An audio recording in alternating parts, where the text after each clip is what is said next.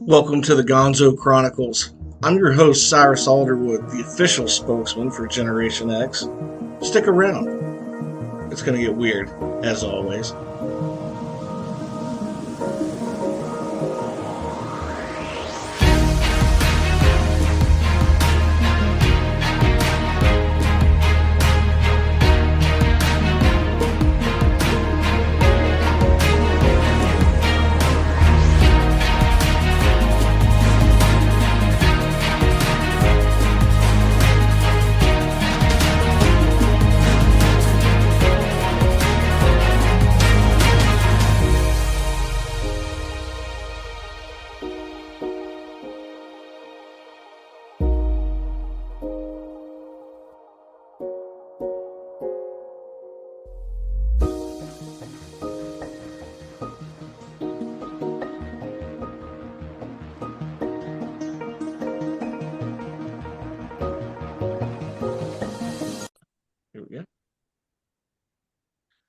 Welcome back to another episode of the Gonzo Chronicles. This is Cyrus Alderwood, and today we have an awesome guest on here. She's been on here before.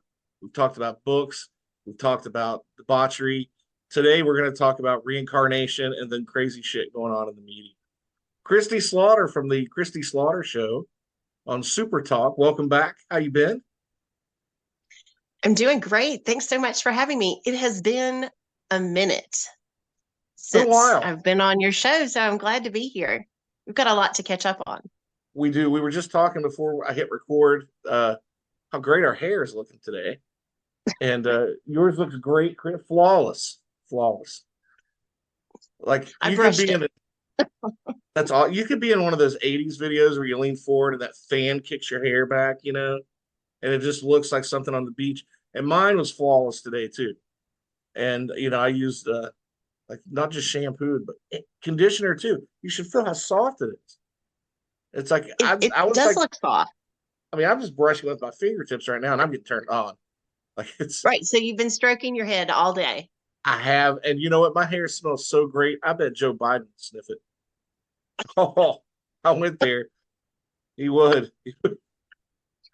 He would come down here from wherever the hell he's at, and sniff hair. Well, maybe you could do the Gonzo Chronicles scented candle. I could. And what it could be your hair scent or whatever in a beer stein. You remember, how like we guys are so simple, kind of Neanderthal. Like if we could have like shampoo and conditioner and body wash in one, we would use it. You know what I mean? And I think they make the 2-in-1 or 3-in-1. But like I've gotten to the point, and I'm at such a lazy age now that like I think I want more than that. I demand more than that. Like I want also whatever's in the same container. I want to be able to use it to do laundry, wash my dishes, clean the countertops, and brush my teeth. There has to be a way you could make all this into one product for the lazy Neanderthal. Well, actually, I think it already exists. Dr. Bronner's soap. It's a Castile soap. Have you ever seen it in a health food store? No. I can't remember how many dozens of uses you can use the Castile soap for, but they're all written all over the bottle. When you first look at it, you may not even be able to decipher what all it can be used for because it takes a magnifying glass to get into some of those things. But people use it for their laundry, body wash, hair wash. Some people even use the peppermint Castile soap to brush their teeth. I tried it once, and it was not my jam, but you might check it out. Yeah, you have to be careful with that. I had a little potty mouth one time when I was young, and I'd eat some soap, and that didn't turn out very well. You might have some flashbacks then. I did. Like, hell, you said health food store. I got a little nervous. I'm not gonna lie, because like I went into one time down in Johnson City, Tennessee, and suddenly got the shakes. And my sister was worried about me. She took me to Pizza Hut. It was okay then. I was all right after that, a piping hot personal pan pizza and a large soda, and I was okay after that. Like, but I didn't for a while there. My body didn't know what was going to happen when I walked into the health foods. And I Some don't people know. say the same thing when because they don't want to go to church. So they'll say, what'll happen? Like the church will burn down if I walk through the doors. So that's kind of your Well, life and and like that Pizza Hut's what's the going to church. happen when you walk in the health food store. And Pizza Hut just might be my kind of church, right? And I go in there. I'm very grateful and thankful while I'm there. And I don't have to worry like yeah, I was so hungry one time. It was the dumbest thing. I go to this restaurant one time and uh I was so hungry. I like just big time hungry. I hadn't eaten all day. And I swear to God, I got in there and my niece met me there and she was so hungry too. She hadn't eaten all day either. The waitress comes over. I'm like, God, thank God you're here. Like we literally almost died. Like, can I get some chicken nuggets now? Like were like we were so hungry. I thought I was gonna die before I got. I'll have Now, do whatever you get hangry or do you just get hungry? Do you I turn get kind of? hungry. Nah, I don't have an attitude. Like some people, like That's they're good. grouchy in the morning. Like I don't give a shit. I'm pretty even kill all day long. If I'm hungry, I'm like, I'm not gonna kill somebody for a banana, but um, I might lie to them and steal it when they're not But looking. I don't know. But but you'd I don't wrestle know. a monkey for a I banana. might, I might, but only on days I'm drinking because There you go. those little bastards have some strength. I don't know. Yeah, how about you? Do you get hangry? You punch people? No, no, I try not to get angry if I can because it feels bad and I don't like it. So if you get So, angry, but I do know how long I can go. I can go about 14 hours without food if I'm doing intermittent fasting or something. But that 14 and a half, it's a no-go because I start getting a headache and I uh, wouldn't say I'm not angry, but I just am a little bit grumpy. But that's as far I, as I can go. I might be able to get 14 hours if I sleep late. Like if I get like 12 hours of That sleep and counts. then like, you know, um, no, actually, it's crazy though because like I'm not in any kind of shape. I'm in shape. It's like a pear shape for those who are listening. And but like I can go long periods of time without eating. The people that are around me are like, dude, if you don't have breakfast, what time did you get up? Yeah, I got up around like 7. Did you not have breakfast? No. It's like 3 o'clock in the afternoon. Like, yeah, I know, I'll eat something in a little while. And it just doesn't bother me. Like I might get hungry. I might get a little bit of a headache, but once you eat something and but I can go like it's weird. I can go long periods of time and don't even think about it. But then like the size of my gut, like man, if there's a large pizza around, I'm slaying that son of a bitch. Like If you want it, you want it. I know I'm going all Spanish Inquisition on that one. So like when you're on the radio, like do you ever get agitated on the radio, and do you take it out on Rick, your partner in crime on the other side of the glass?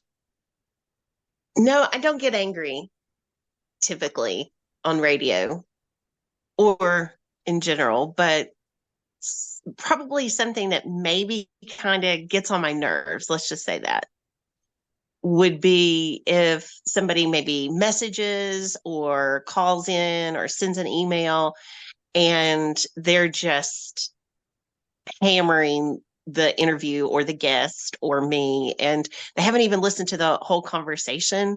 So in general, to me, this is being very truthful. If people aren't willing to listen, and this is in general, not just my show, but they're not even open to hearing somebody else's point of view or perspective, and they just completely shut down, and then they want to start an argument, like that's irritating. But I've been doing it so long now, and if you put yourself out there, you know this, you're putting yourself out there to be judged. So it doesn't hurt like it did initially because I'm like a recovering people pleaser. But so now it's just a little bit aggravating, but I can look at it more and be like, oh my goodness, what is this even about? And So usually you can figure out what it's about, but that's probably the biggest thing. Rick and I have an interesting relationship and dynamic because we do like to pick at each other sometimes. And so it's fun because we've worked together for so long. We can kind of anticipate how the other is going to react or what the other might say. mhm. And it's really helped us to be able to grow that show. And the cool thing is though, but like it's live radio, so you can't like shoot back with like a your mama joke on him, not on Super Talk, because that's not your audience. The audience is totally Yeah, different. that's not it. And but you mentioned before you might do a podcast. You're thinking about it, and you can let those your mama stuff rip. Like, actually, I got an email from someone too, and I know when you talk about people texting or emailing during the show, it's like I know you're talking about me. I know. so, so I get this email from this girl because I used to say something like your mama was, yeah, your mom's teeth are so crooked that she could floss with rope, or like I don't know where to Oh my laugh or God. kick a field goal or something. I would say something like a you're busting your mama joke out once in a while. And this, I don't know who this lady was. She emails me. I'm like, why are you listening to my show? Like, you know what? Sometimes you're entertaining. Sometimes you cuss. I don't like it. And then sometimes you'd say something like your mama jokes. How juvenile are you? Like, how bored are you? You're sitting here listening to this shit for like, because I don't say it until the end of the show. And like, I haven't done it in a long time. But when I read the email one time on one of the shows, I busted out like 10 your mama jokes in a row. It's just, I was like, your Oh my mama gosh, that's is hilarious. so ugly. Yeah, but anyway. Yeah. But no, a cool show. You have a great show. It's on 92.9, Super Talk 92.9. You can stream it on the internet, so hopefully everybody will check that out. And the cool We thing have is so like, much fun. It's different every week. yeah, and So it's if everything it's is not your week and not, yeah, kind of like you. it's and a lot of it's like centered around everything local, which one of the things I'd love to do, like, and I swear I think every town needs this. Every town needs their own podcast where they can highlight local business owners or like the little events going on. Sam the garbage collector. Come on, let's talk a little bit about what's going on. How's cleanup in the town going or whatever. You know what I mean? It's just every town needs its own radio show or a podcast where you can just be out there and talk about like things in the community that's going on. Like, I know it's probably not the most fun thing. You have a 2 hour show, but like election season comes around, that's when all the politicians want to be in because they're running for something. And I would like to have them in, like, you got elected. It's like midterms. What the hell have you done? Let's talk a little bit about this, cat. But nobody wants to show up then, now you promised X, Y, and Z, and, we took a fist to the, whatever. And now the garbage smells twice as bad at the dump, and you haven't fixed that shit in 3 years. Let's talk a little bit about this week. But you kind of have to like walk on eggshells with a radio show because you don't want to piss off people that can come back on and be guests or influential and get other people on. Podcasts, what are they gonna do? So Cheers. I highly encourage you, if for no other reason, to hear you say some bad shit about Rick's mom. It'd just be funny to hear you bounce back and forth like some your mama shit would just be the funniest thing. Yeah, but that wouldn't be fair to me because my mom passed away in September. And I, so it could be a lighthearted thing if we passed it back and forth, but in all honesty, I could start crying. well, you don't want to cry. And that would, yeah, But that would be terrible. see, I use that stuff to my advantage. When I was go up to every year, I go up to Cincinnati for this fantasy football draft, and I call these bunch of savages my friends, and we used to bust each other's balls. I wish used to. Who am I kidding? We bust each other's balls all the time. So a buddy of mine, I crashed at his place. Him and his wife. She's nice enough to still let me come over, and I'll stay there, and I'll be talking like just whatever, and he'll say something, and I'm like, "Yeah, well, your sister likes it," or whatever. But he can't say it back to me, right? Because my sister. And I'm like, dude, come on. I do have a sense of humor. Like, it's okay, Right. Oh, I've got two sisters. You want to light the other one up? Go ahead. Whatever. But it's I use that to my advantage. yeah. Humor is Get a little healing. bit. Yeah, I see how far that limit can go when I use that leverage. But Yes. not just it's all in good fun though. But yeah, it's if you do a podcast, you have to come back on and talk about it and pitch it a little bit because that'd be very fun to see where you guys go. Like you have the morning show, and then you have like Kristi after dark. Oh, where, I like that. I where did may have to take that. the HBO version of Kristi Slaughter? And you've been on my show. I don't know how many times. We have to be in double digits now.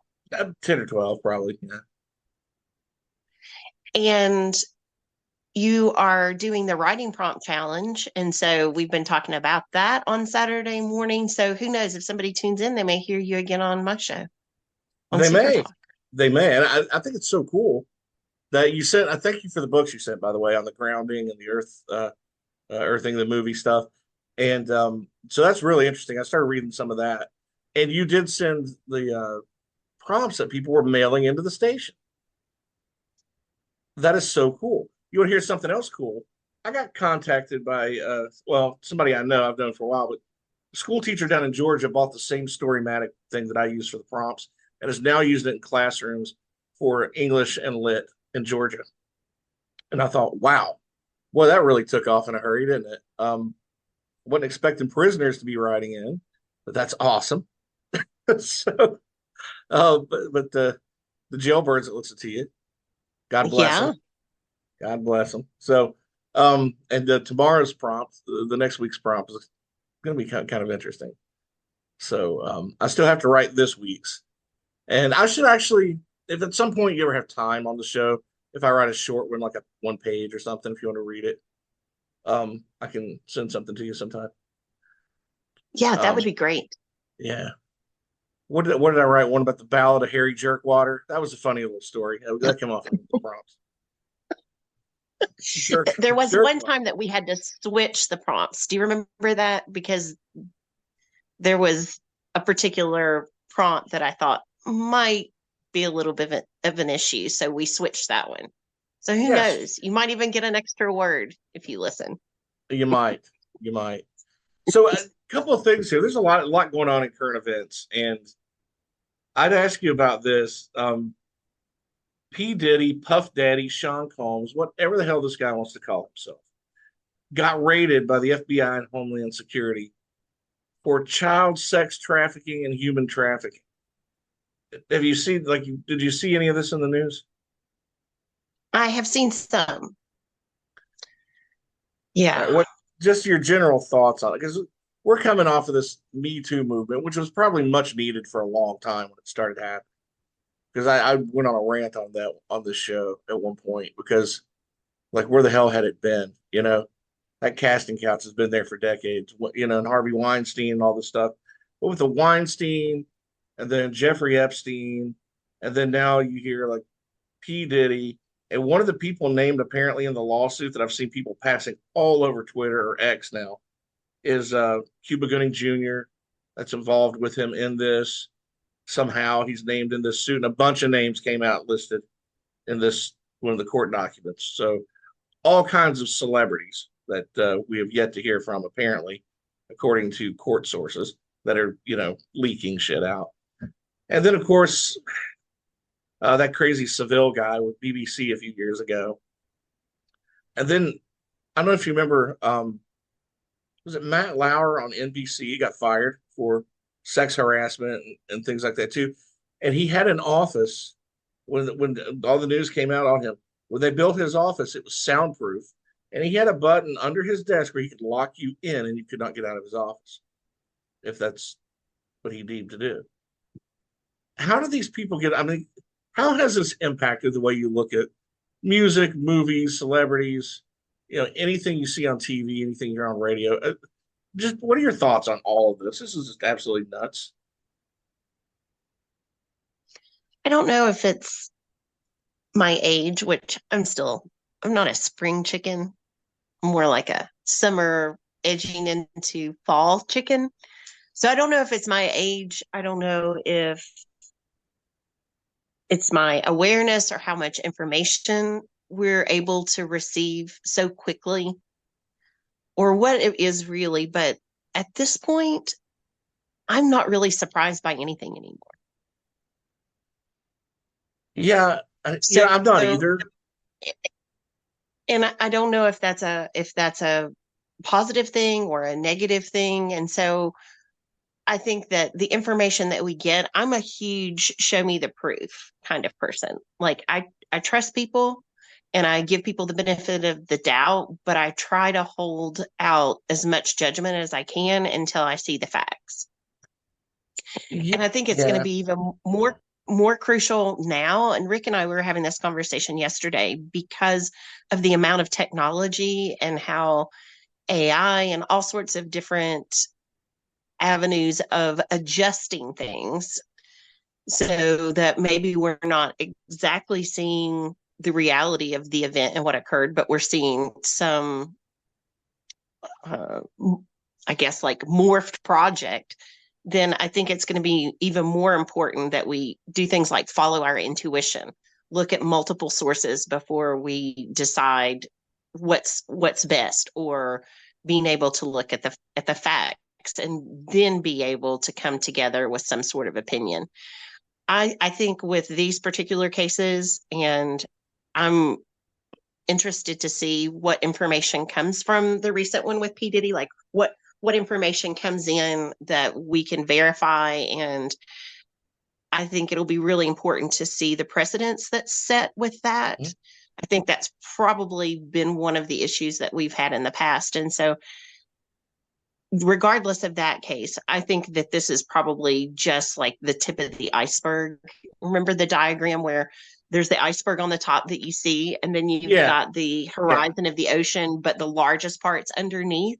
I yeah. think that is probably even though it's one of the most challenging times, it is probably one of the most important times, because now it seems to me that people are being held a little more accountable just because the information is readily available and we can get that out Yeah. there. And But I think we're just scratching the surface on a lot of these things too. And I think these need to come out because when the Weinstein thing happened, and then we found out about Jeffrey Epstein, um, it reminded me of like, and then I guess there were a lot of people that came out and started talking about things that had happened to them, and a lot of people didn't want to believe it. Like Corey Haim and Corey Feldman were the first two to really kind of say, "Hey, there's a lot of pedophilia going on here. We were young, some things happened." And everybody's kind of blew it off. Nobody really wanted to believe them. You know what I mean? Because maybe they were just looking for a second wind at fame because they didn't last past, early 20s childhood stars. And they partied way too hard and all that. Well, now there was a podcast out the other day, and I can't remember the name of the show, but it was a young guy who was young in it, and he was in a couple of very popular shows. And he said that they had talked to him about being the next, being in one of the Marvel movies and having a big role in one of the Marvel movies. And he was like, "Well, that's great," but his agency dropped him because when he went in to talk to one of I don't know if it was Weinstein's associates, he said somebody he wouldn't name, but high up. When he went in to talk to these people, they asked him to undress in the office, and he's like, "No, I'm not." Like, like totally nude. He said they asked me to get totally nude, and I wouldn't do it. And I left their office. I said, "Hey, I look forward to the opportunity to be in the movie. I'll be glad to read for it and whatever else." But he said that later on that day, his agency called him and said, "Why didn't you cooperate with whatever they asked?" And they fired him. They let him go as a client, and he never really did get traction in anything else again. And you hear other like Terry Crews, the guy that's on was the America's Got Talent, the beefed right. up, bulky black guy. I mean, he said that he when he was young was molested. And what do they do about him? They laugh at him. And like this kind of, but it happens to a lot of people. And there's this. I'm on uh, X right now or Twitter right now. I'm just kind of looking, and this is a video um, from the news. I think from last night or the night before. And I'm just going to read what it says here. It says Diddy's former bodyguard Gene Deal suggests that Diddy may have tapes of politicians, princes, and even preachers, which can now be in the hands of the feds. And this is a quote here. He says, "I don't think it's only celebrities going to be shook. He had politicians in there. He had princes in there. He also had a couple of preachers in there. They got tapes of stuff." And he said this on mainstream media a couple nights ago. And when you think about all that, and I don't know if you watched the what was that series on A&E about Playboy and everything that happened over the years at Playboy, at the Playboy Mansion, and the Yes, I know what security you're guard talking about. saying that they had everything wired up, even in California with their big place there, their mansion in Chicago before they moved. Everything was wired up and videoed. So they would have people, if like you were misbehaving or doing anything, even if you thought you were off camera, you were really on camera somewhere, and they had everything on everybody that ever came through there. That and apparently even one of the daughters of the people who were security that was like had to live there said that a lot of the girls that were underage that went in there with several men, including Hef. I mean, this is stuff she said on this show. And there were Right. underage kids, there were underage girls, and sometimes boys. But a lot of underage girls that were funneled through there, and that there were tunnels under the mansion that led to other places where they could parse them off to go be with celebrities or politicians or whoever. Some of the playmates who were, like all alcoholics later and drug addicts, and ruined some committed suicide. Some were very, made it kind of famous. But you hear this stuff, it's like, man, like, how do you even, like, if you look at all the people that were close to Weinstein, and two of the biggest ones were Ben Affleck and Matt Damon. They were buddy buddy with him everywhere. Videos of them everywhere, pictures with them everywhere, partying, laughing. How deep were they into some of that stuff? Like I have a hard time watching their movies. Like if I see a movie on, I'm sort of turned off. And do you have the same inclination with music and like or and movies and TV? I do. I think I have, it's not a unique situation, but I've been in some situations and have had some experiences that really challenged what I felt comfortable listening to or watching to begin with. So hearing more of it, as I've worked through that, and I'm a huge advocate of therapy and being able to find something that works for you so that you can do the inner work, the true healing. And so I found as I continued doing that, I was able to watch more movies and songs and things and be able to separate it a little bit more if it came on, that it wasn't like a trigger, like a PTSD trigger, but it just didn't feel very good. But if there's times that you may be in, Target or Walmart, and there may be a Ben Affleck movie on, and that could be very challenging for someone, or you can't turn the channel. So there's some situations that song may come on or that movie may be shown. You don't choose to do it, but you find yourself in that situation. And so I Yeah. think it comes to, are we desensitizing ourselves to it in a negative way? Are we just getting to that point where people aren't surprised that things are happening?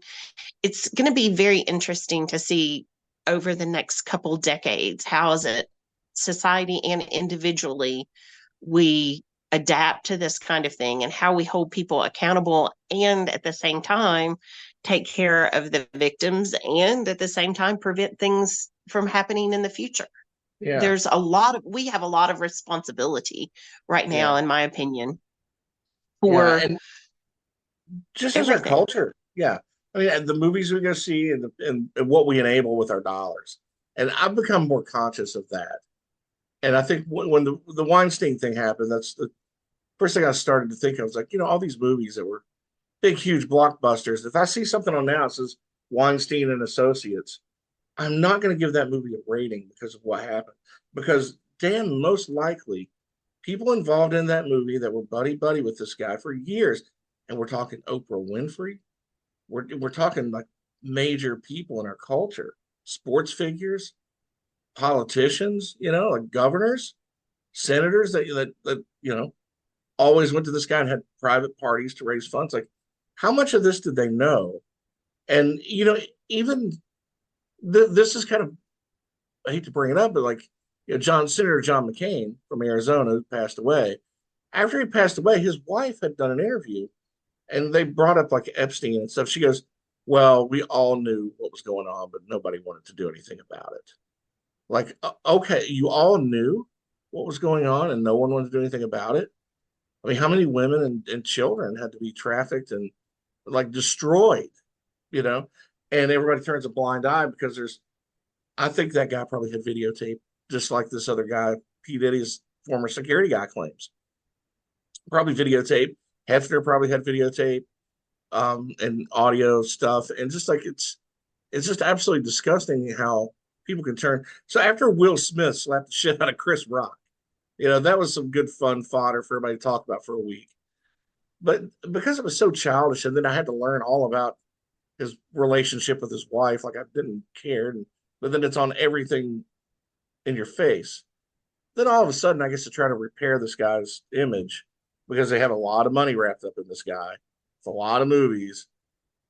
Every time I turn around, I'm like, Men in Black's on, Independence Day's on, and it's like I was just kind of disgusted by it. It's like I won't even watch it. So not that I'm boycotting it. It's just like I'm not going to enable these people by giving them a rating, and then there's commercials on there. They're getting money. People, they have to pay commercials. Commercials have to pay to be on there. So I'm not going to feed that demon if I know it's there now all of a sudden. It's kind of like it's a little bit everywhere. I hate that it's in the music. I listened to that guy in the '90s, P Diddy. I mean, I wasn't a big fan, but it was on the radio all the time and MTV. Exactly. And he gave a lot of people there, I guess, started music too.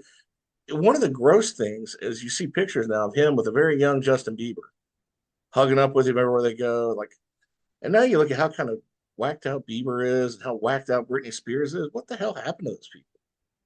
They weren't just crazy by design. Maybe that Cat Williams guy was right. Maybe there's something wrong in Hollywood, like Chappelle says.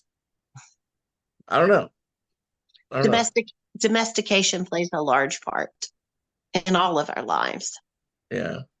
It's anyways, Yeah. Crazy current events. Crazy current events. So let's get a little crazier. You want to? We're going to talk a little bit about unsolved mysteries, and we're going to talk about reincarnation. But before we get into that, let's do something a little fun. Speaking of movies that we're all going to like kick ourselves, we find out the stars are like, a bunch of pedophiles or something down the road, but like guilty pleasure movies. Do you ever just like flip through the channel or something's on and it's like you got to stop and watch it? Like a guilty pleasure movie that you'd watch 50 times. Yes. I've lost my list. I must be too embarrassed. Uh-oh. Just kidding. Oh. It's so bizarre being on the other side of the table, being asked the questions. I know it's you're good probably though used, for me.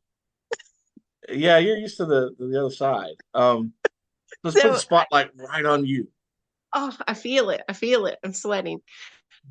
Let's see. A guilty pleasure movie. Well, this is interesting because everything is interesting tonight. Can you tell that? I can tell. So we were talking about topics, things we wanted to chat about, you and and I mentioned to Rick that I was doing this with you this evening, and I was trying to come up with guilty pleasure movies. And he asked the question, what does guilty pleasure mean to you? That's true. So if you're sitting there watching porn, I guess that's a guilty pleasure. But that's not where I was going. So what lane are we in here?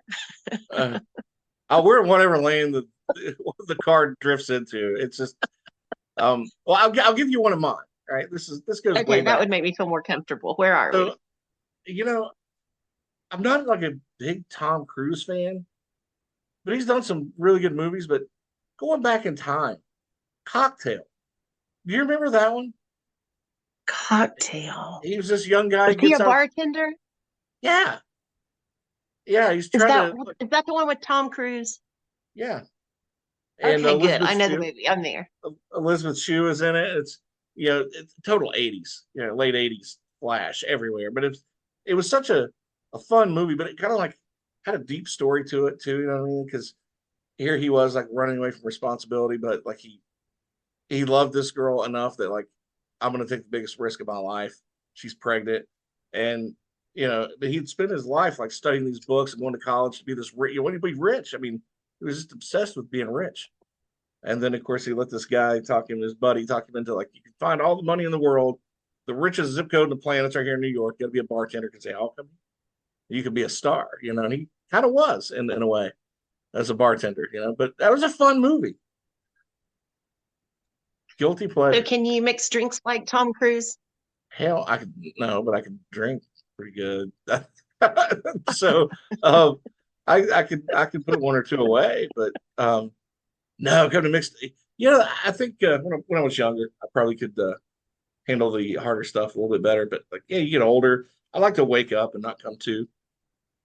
So Right. I didn't know if you could flip bottles and stuff around. That might be a fun challenge. Okay, now I know where we're going with this list. I'm going to just move a few things around here. Excuse me for a second.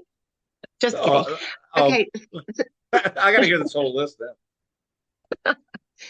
so on my list, I have Catch Me If You Can. Good movie. Good movie. And Leonardo DiCaprio. yeah, that was so fun. It was so fun too. What's his name? Abagnale or whatever. So whatever his name was. Yes, Frank. Frank Abagnale, and he pretended to be hiding checks before everybody knew what that was. And he got away with it for a long time, pretending to be airline pilots, a dentist, a doctor, a lawyer, like kind of the sun. Spent his life running from the FBI until he got caught. And then he That's started awesome. working for the government. Yeah, who knew? Tom Hanks, no less. Yeah, I just found it to be, of course, legality aside, to be exciting and kind of inspirational. I know that's so weird to say, but he had such tunnel vision and confidence that he could do it. Like if I just had a portion of the confidence that he had, but maybe that's being young and you haven't been jaded by life yet or something, but I No, found but it it's very coming. entertaining. That was a great movie. Actually, I saw that again maybe 3 or 4 months ago. It was on something. I watched it again for the first time in years. And like, do you ever go back and watch a movie and it's like, well, that held up really well, or like, no, that didn't hold up well at all, like over time. And Right. but that's one. And that's the thing about DiCaprio. He doesn't pick bad scripts. Like most of his stuff, you could watch 20 years later and still be all right. You Yes. know, Speaking of movies that didn't hold really well, do you remember the movie Waiting with Ryan Reynolds? that was so funny. That's why I'm polite in every restaurant I go to. How's your food, sir? My mind saying this sucks, but it's like it's great. Thanks. It's I'm not great. sending that back. You're I am not great. sending it back to the kitchen. Everything's great. No, it's not going back to the kitchen. No chance. Um, It's so gross. yeah, that was a good movie. That was a good. See, I like a lot of those like college humor movies. Old School was really good. Dodgeball. Like a lot of the had The Step Hangover one, Brothers? two. Step Brothers. Yeah, I can't believe he put his nuts on the drum set, but he I did. know. Were they really his? I heard they were, but I can't verify that. Could have been. I mean, there's something about Mary. Did the guy really zip his nut up in there? I don't know. Again, we need the facts, just the facts. Just the facts. I Here's had the a Go ahead. I had oh, the you go ahead. Hangover on my list actually.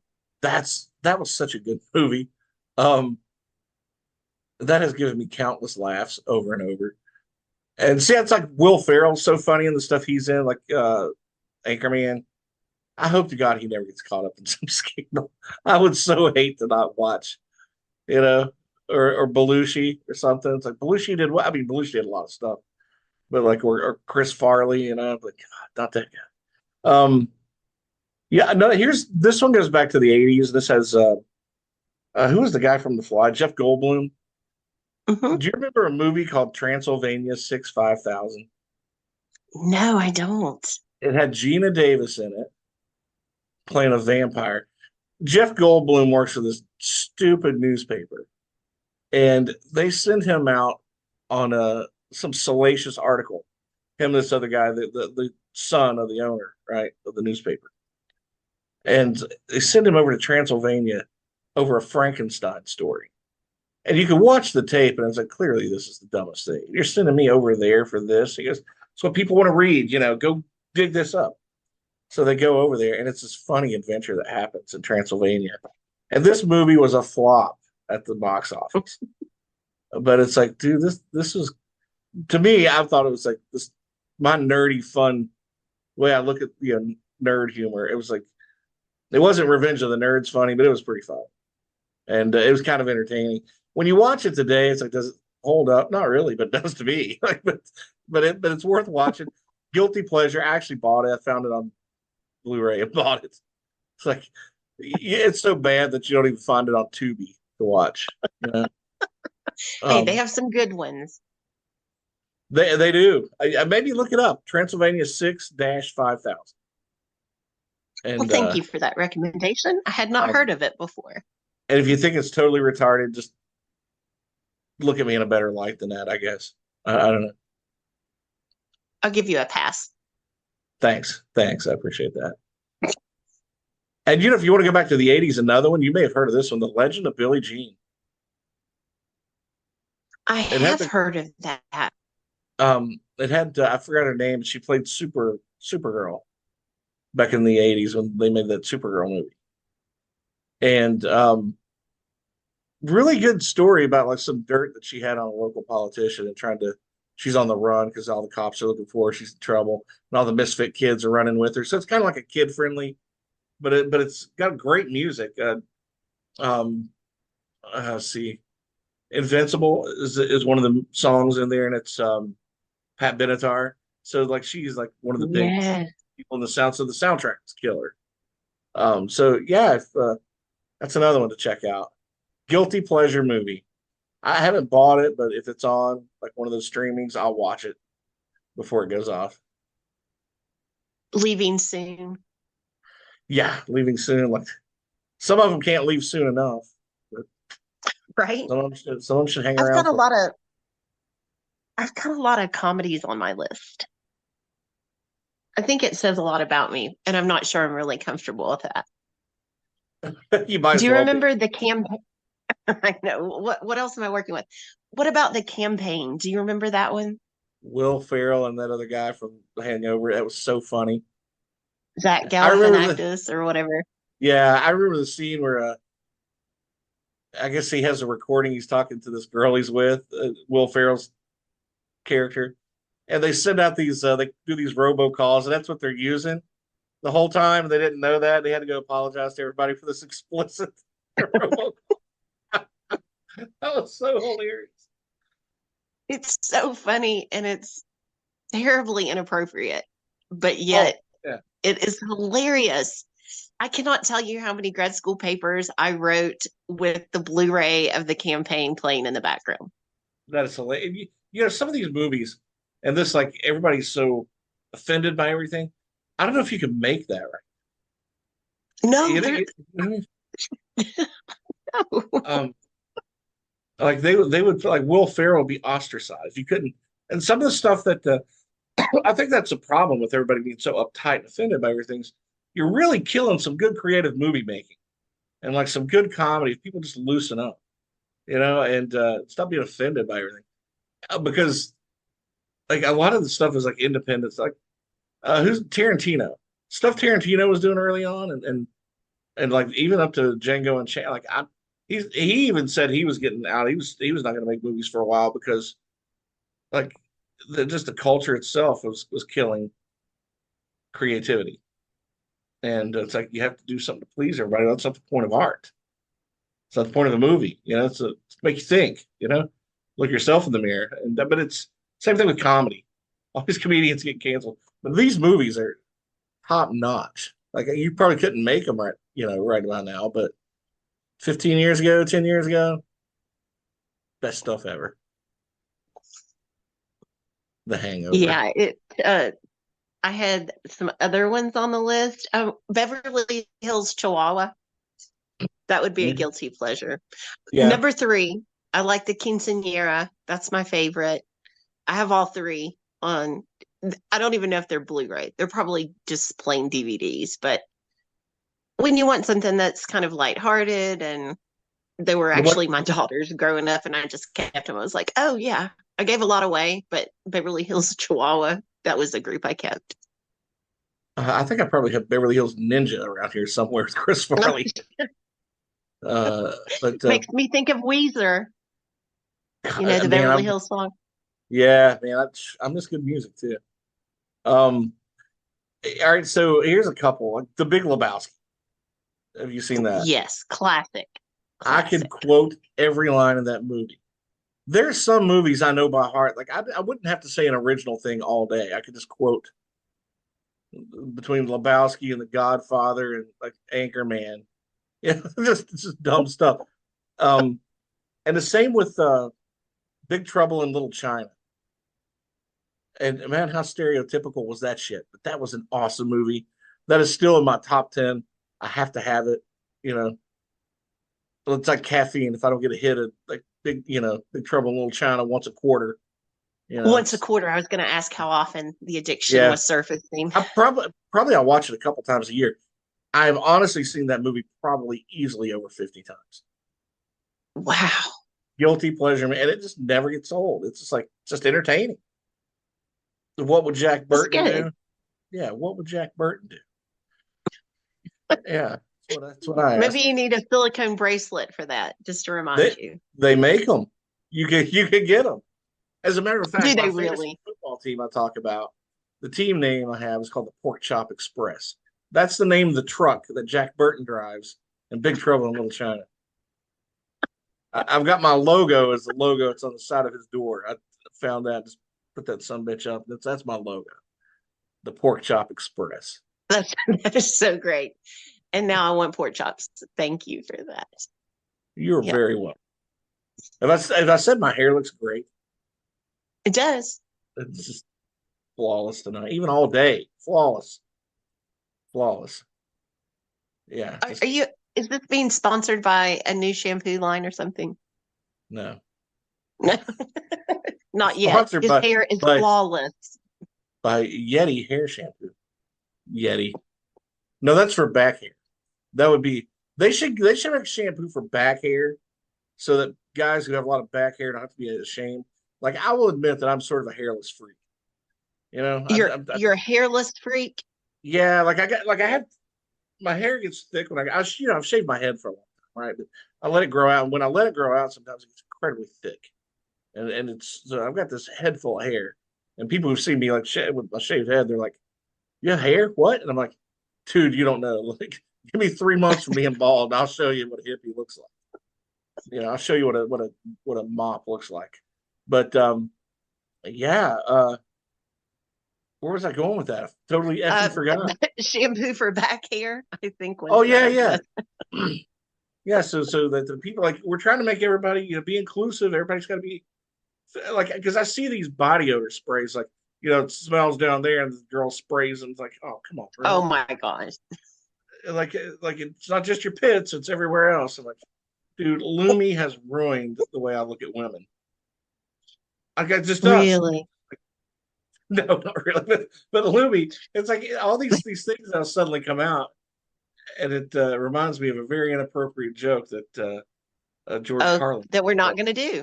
That's we're not going to happen. No, I'm not going to say that. I'm just kidding. It's your show. Go ahead. It's George Carlin made a very inappropriate joke about female body sprays. Go look it up. Laugh on your own. I tell you who we need in our culture right now: Sam Kinison and George Carlin. I totally miss those two comedians, and I wonder what Robin Williams would have to say about all this shit. Right, that'd be interesting.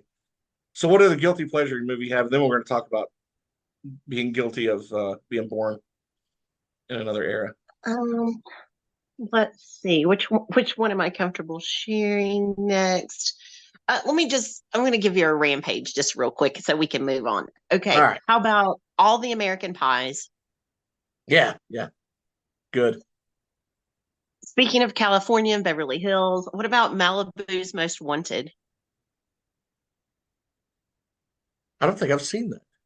What? With Jamie Kennedy? I haven't seen it.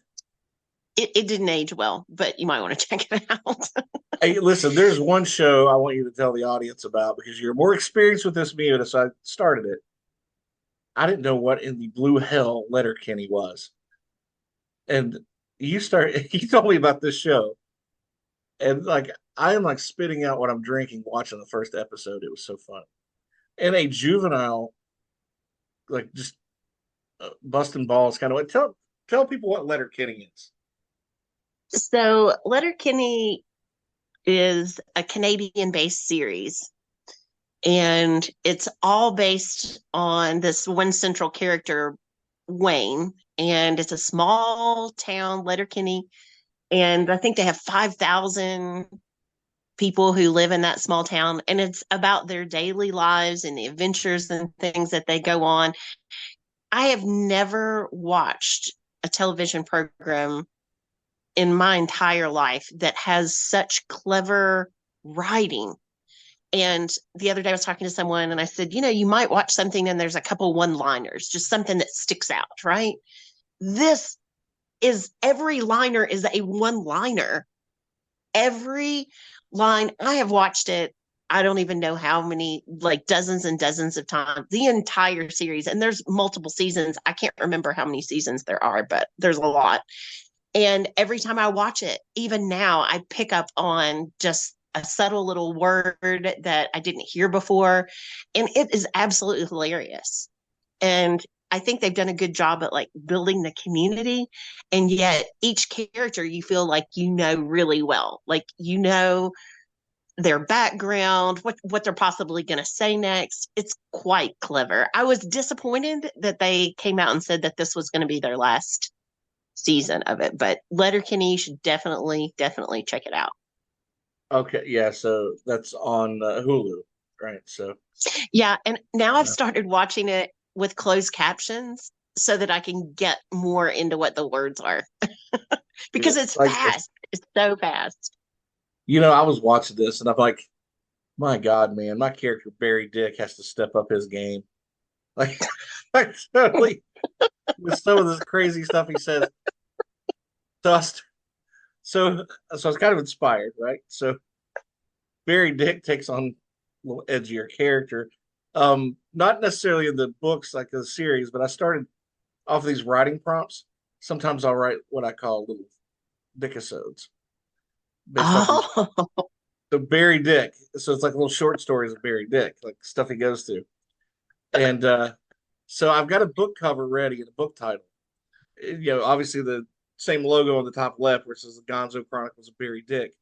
This one's got a UFO on the front, like sucking up some dude from the highway in the middle of the desert, and then a cow up in the air from another one. And the title of it is called Tales from the Dick Side. Oh, well, yes, I can see where the inspiration. I want to know, is there a sheet, a pie, and some boxes to hammer? There's going to be quite a few things, and there's going to be some hammering. Your prompts. There's your prompts for the next story. Yeah. This is like so. So anyway, I've written, and the people I share this with, this one person's like, she's like, dude, I gotta have another Dickisode. Like, I hope the next prompt is another Barry Dick story, because these are freaking hilarious, and they're so politically incorrect. Oh my God, are they? Like the last one, he freaks out over a bunch of midgets. Oh. And the names and jokes that this guy's telling these midgets as they're stuck out in this campus, this cabin.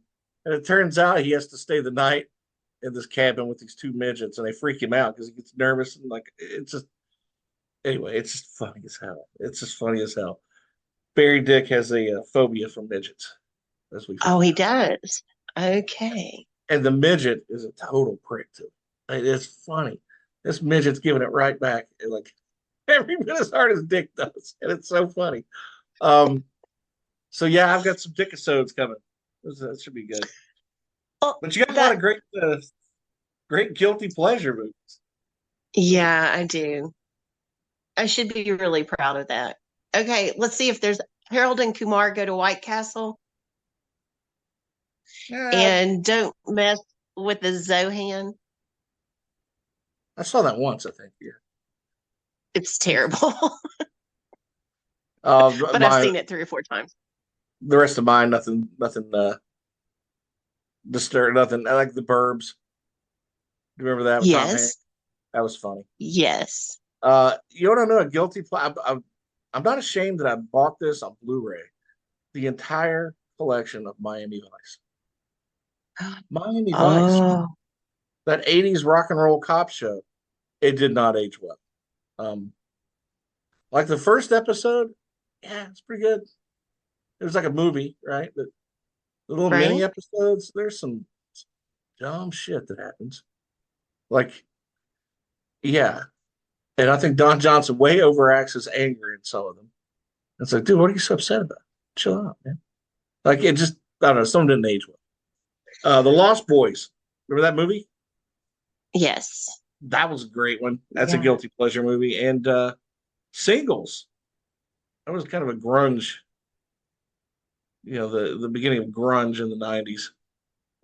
And I thought that was a pretty good movie. But and pretty much any baseball movie that comes on, like The Natural, love it. But that's it Speaking for of guilty Miami, pleasures. speaking of Miami Vice, before we go on, Yeah. this is gonna be confessional Yeah. podcast. As a little girl, I had a Miami Vice poster. I only had two posters in my room. One was Kirk Cameron. He was in Growing Pains, remember that? I do. And Miami Vice. And I had a little bit of a crush on Don Johnson. I don't know how old I was. Way young, 8, 9 years old. That's weird, right? It's kind of No, weird. no, because it I was a think cool I show liked his style. because I think the music was what caught us. Like because you had Cyndi Right. Lauper and like Prince and like a lot of really good like mainstream In the Air Tonight, Phil Collins. Like how's that shit? Even when you're a kid, that grabbed you. Like that's a lot of what I remember as a kid in the '80s. Some of the movies I went to. I was young, but you know what? I also had some freaking Miami Vice posters, but it was just guys with guns in a hot car, and I'm like, that's so cool. Oh, So, so I had the Miami Vice posters and yeah, all kinds of cool stuff. Yeah, I had posters all over my room. Yeah, good times. Simpler, it was much simpler. simpler. I had rock bands. Uh, and who was that one? I can't remember the name. She was a model, bikini model. She was on Sports Illustrated a lot. I forgot her name, but I had like a couple posters of her on the beach. My pastor uncle would come and look at my wall and like, you're a sinner. You're just a sinner. Terrible, terrible kid. And how did that make you feel? I don't know. I'm still reconciling. No, I was like, what? A You've lot not of heard of us shot? are. A lot of us are. I was like, you've never heard of Shotgun Messiah? What's wrong with you? Well, let's rock and roll band. Every mother's nightmare. You want to hear these guys? These are awesome. These guys rock. Um, I don't know. I wish I still had some of those old posters. I had some cool stuff. All right, here's the question of the night. I don't know if you know this, but um, there was a poll that was taken, and 24% of Americans believe in reincarnation. Where do you stand on that? Let me tell you a little story. Let's hear this. So, for people who know me or have listened to my show, I grew up in a Christian family, conservative Christian family. My dad's a pastor.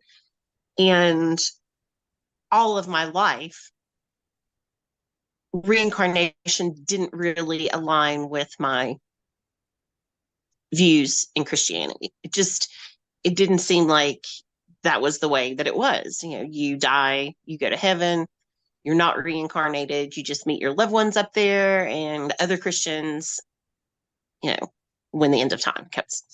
So it was something that I not necessarily was fearful of. I just didn't know anything about, and I didn't want to get involved with it or really learn more about it because that might put thoughts in my head or whatever. Right. There's a lot of religiousness and things surrounded around that.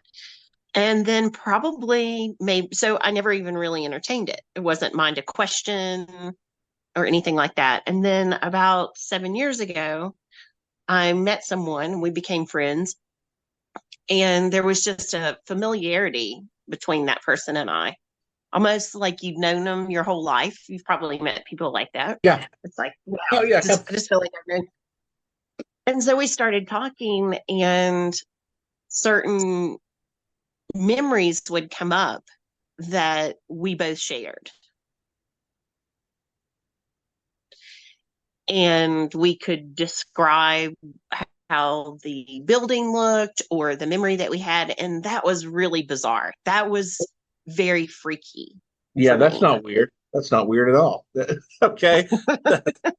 Yeah. And so at that time, and I still haven't quite figured out how all that works. And, I think with reincarnation, that opens up the whole conversation about past lives and things like that. So I don't really know 100% all of the details around that or how that occurred, or you can speculate and try to figure it out. But it's kind of one of those things, even if you have some evidence, how do you prove something like that? And is it important to prove something like that? And so after that point, I started thinking, there's a lot more to this than I learned in Sunday school.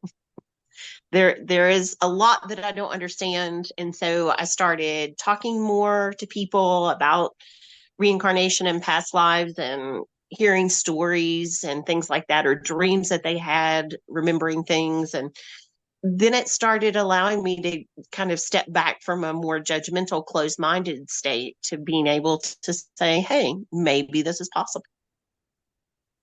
Yeah, it's because I think all of our lives we've just been exposed to anything we read that's in Western civilization. Most of the cultures, the civilizations that believe in it, South Asian, East Asian, um, there's a lot of religious and philosophical thought in those areas, and then I guess in some ancient Middle Eastern religions that really kind of play into this. I guess if you ask like which religions believe in reincarnation, I was looking this up. Um, it's a central tenet of the Indian religions, such as Hinduism, Buddhism, Jainism, and Sikhism. But then again, there are also a lot of Hindus and Buddhist groups who don't believe in it either.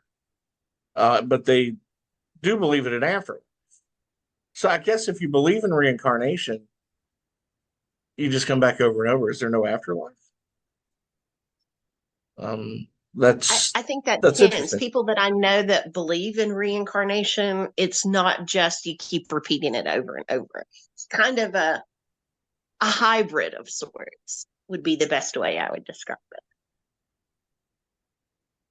it. Okay. It's really interesting because I've seen like those shows on TV where they have mysteries, and of course this one lady, her son said he was somebody else. They put him in a trance. It turns out he was somebody that had died, like 30 years prior, and I guess was reincarnated. He was talking about what happened during his life and all this. So how would the 7-year-old boy know this? So that got me to looking, and I stumbled onto this thing, the Pollock family. And if you got a second, I'm just gonna read a little bit of this so the audience kind of sees what we're talking about here. This is questioning whether reincarnation is real. These two murdered sisters, right? This is in Hexham, England, and there's this family called the Pollock family, and the mom and dad were John and Florence.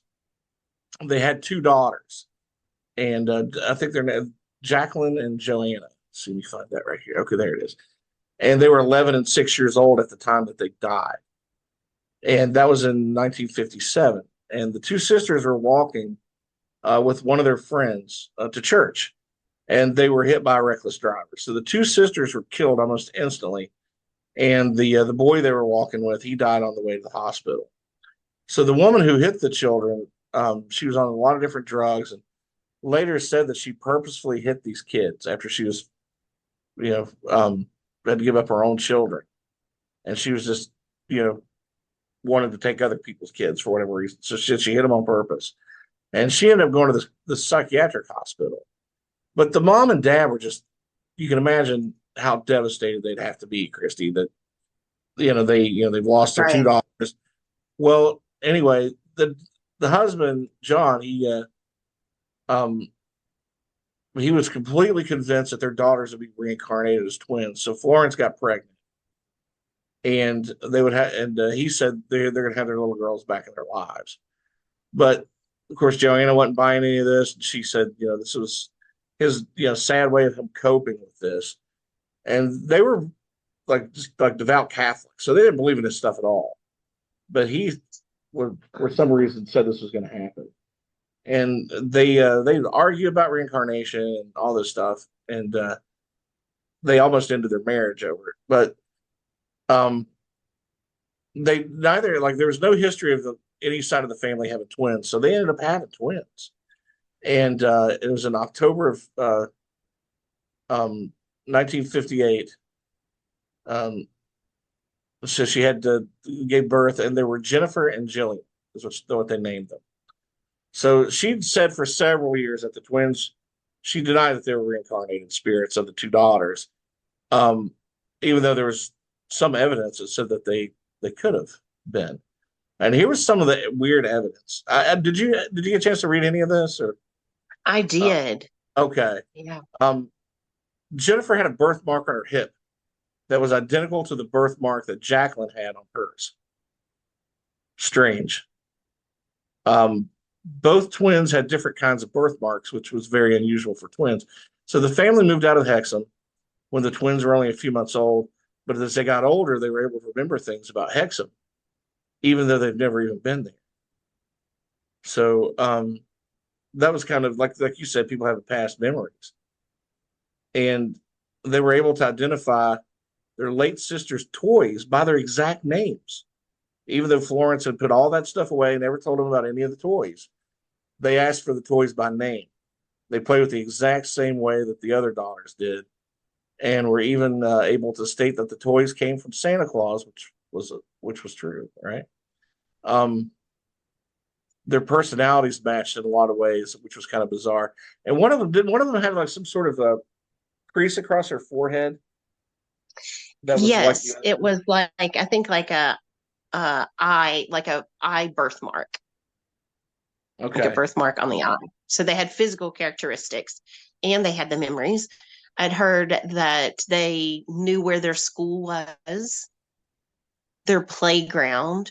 And the thing that I find fascinating is this was all before the age of 4. Yeah. How is that possible? It's kind of a crazy mystery that, people are going to be debating and arguing and researching for another. We're going to see countless more books over the next 100 years. I know it's kind of like a running joke is when somebody goes under hypnosis, why are they always somebody important in a past life? Why weren't they some guy that got fired over and over? But, one of my favorite, I guess, I don't say conspiracy theories, but weird things and weird people to study is John Gacy. I'm sorry, Edward Gacy, or Casey. He was the guy who would fall asleep and his secretary would take notes of everything he was saying. And it was all this stuff that would come true. So he's like a sleeping prophet.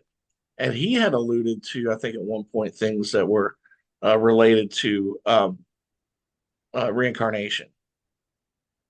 So I guess that's correct. Yeah. I've studied a lot of Edgar Casey and got to go to the ARE, the Advanced Center for Enlightenment in Virginia Beach the first time.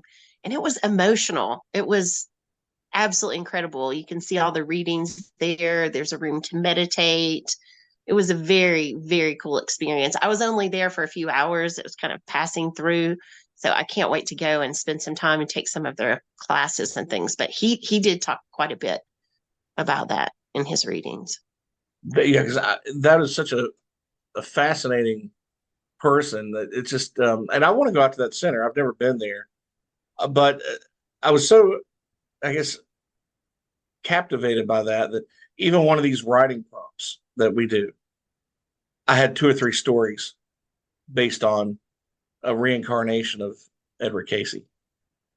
That's ironically cool. Enough. So, and the wife, actually I put them on my Substack, so people are going to read them, and it's check them out.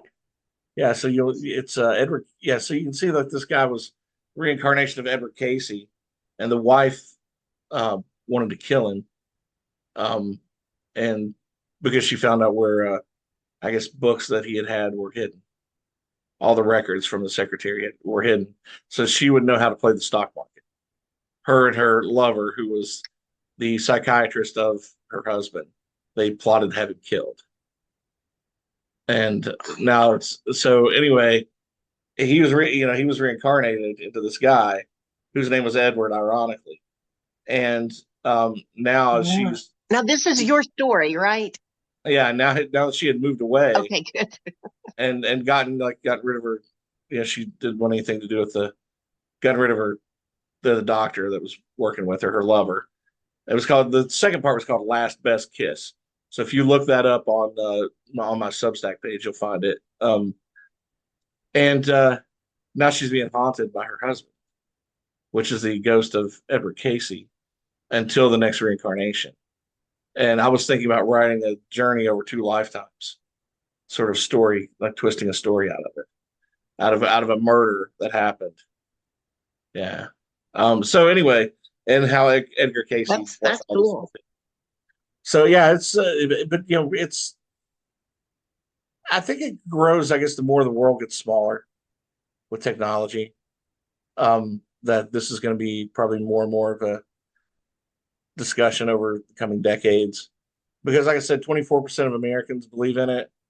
If you'd have taken that poll 50 years ago, it'd probably been single digits, low single digits, I would imagine. But now with Amazon and books like on Kindle and everything, so it's right at our fingertips. We can read whatever we want at any time. So I don't know, interesting stuff. When you shared this story with me and I was reading about it and doing some research, that's the first thing I thought is we're hearing some stories, but a lot of things happen. A lot of people have experiences that we don't hear about because they don't want to be labeled as crazy or whatever it might be. They're hesitant to come out and talk about those experiences because people might think they're weird, whatever it might be. Yeah. I know that there is hesitation from a lot of people to come forward and say, this is what I know. This sounds weird, or I know this sounds crazy, but this happened, or we're experiencing one thing or another. And I don't know if you heard or not about Dr. Stevenson at UVA. No.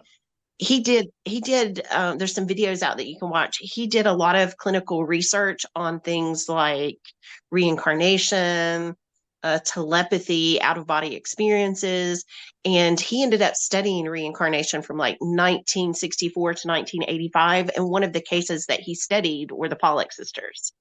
And he talks about similarities in children and what kind of their behaviors are, their memories, birthmarks, things like that, and kind of ended up publishing his material so the research could be going on, but it never came to a conclusion. So even that is pretty much open-ended. Yeah, so that's experience and interpretation. Somebody else will build onto that later on. That's into the field. Right. So much stuff that's so fascinating, and I think we live at a time and age where we think we know everything. I don't think we know much. I think we're scratching at the tip of the iceberg of what we can know and what we can do and what we can accomplish. And I like to be, we talked about some pretty grim stuff at the beginning of the show with culture and things, but I like to be an optimist and think that we are going to learn from things, not just here, but around the world. And, people are going to bring positivity. And, I just believe that, good energy brings more good energy. And I think we're going to see probably a lot of things we don't want to see and that we don't want to have to know about what we're going to know about. And that's going to change the world for the better. Because, I've told this to people before who went through a lot of things. Some of the people who walk through the darkest places are the ones who shine the brightest lights. And I think culturally, that's going to be the same thing as well. And from culture to culture all around the world. Maybe not all at the same time, but maybe. If it does, then we have an opportunity to make the world a much better place. Because I don't, like everybody else, you get tired of seeing all the, the crime and everything on. You can't turn on the news without getting ginned up or pissed off about something. Like there ought to be a good news network where you get to see all the good stuff that's going on, because the good stuff is so much more good stuff than there is bad stuff. Just nobody ever And shows you. everything is right. Everything is contagious too. So you have to Yeah. decide what you want to put out and what you want to come back. If Yeah. you're in a bad mood, then it seems like everything is terrible. And if we think about grief and pain, those are two of the largest catalysts for us to Yeah. embrace new choices and change. And Yeah. through that is exciting. Yeah. So I did this little challenge. I think I mentioned this to you maybe a long time ago, but I started getting up in the morning, and that's because I went through a dark time in life at one point. Just got to the point where I get up, and whatever energy you set for yourself for your day is what's going to stay with you probably. If you wake up dreading going to work or dreading this, or I have to do this, I have to do that, then you're going to drag ass all day long. You're not going to be happy no matter what good comes to you. You're just not in the frame of mind to accept it and bring in good things. So I get up in the morning, and I honestly, I've changed my language. I don't even say like I have to do this or I have to do that. I used to say that when I would have to do regulatory stuff or go through like every audit with my business every so often by regulators. Like, God, I get through this. No, I get to go through this. I get to do this today. I get to do that instead of I have to do this or have to do that. Like language that you tell people is a big difference, but the language we tell ourselves is like the most important thing. So I get up every morning and I literally, if I don't do it right here at this table, I'll go outside, even if it's cold. Sometimes I'll look at the sky and I'll just say 5 things I'm grateful for. Not thankful, because being thankful for something and grateful is a little bit different.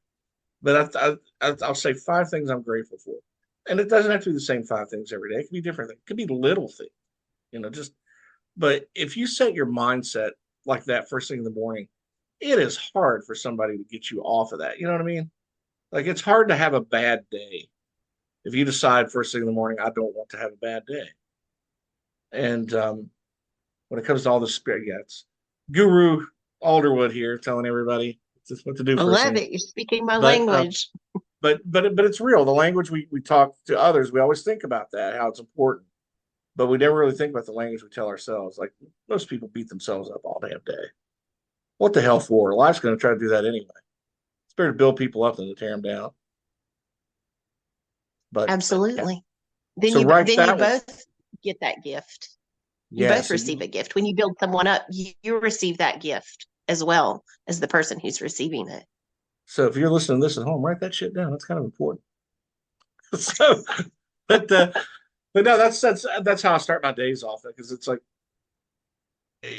you honestly have to be trying your ass off to get me in a bad mood. Like I'm pretty even kill all the time, and you'd literally have to kick me in the balls to get me pissed, probably. But don't try it, please. Please don't try this at home. But no, that's a big topic. It's so those of you listening, what do you think? Reincarnation real? Not real? Why or why not? Think about it. If you want to chime in about it, email me at cyrus.alderwood@gmail.com, and I'll read your response on one of the shows coming up. And I'll tell Kristi what you said too. You might be in trouble, so keep it nice. All the good stuff. Share that love. I'll share the love. I'll try not to get any of it on me, and that's okay. That's okay. So you've learned 2 things today. Be nice to yourself. Be grateful. The third thing is go watch Letterkenny, and don't blame me for that shit. Kristi, it's been fun. Or me. You just threw me under the bus. Don't blame me. So awesome.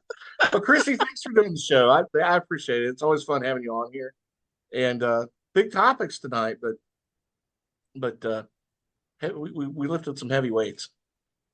We did. Thank you. Thank you so much for having me. It's been a joy. I can't wait to have you back on as well. So follow Kristi Slaughter on social media. You're on Instagram. You're on Facebook, I assume, still.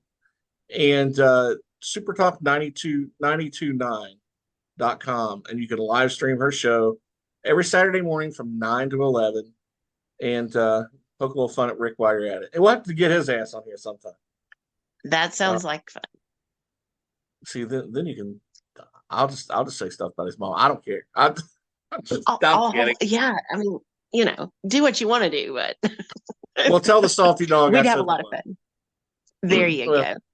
You guys have a good time on the radio in the morning. Thanks again, everybody, for listening to another episode of this By God Gonzo Chronicles. It'll change your life. Swear to God. Maybe not for the best, but we'll see you soon. Cheers.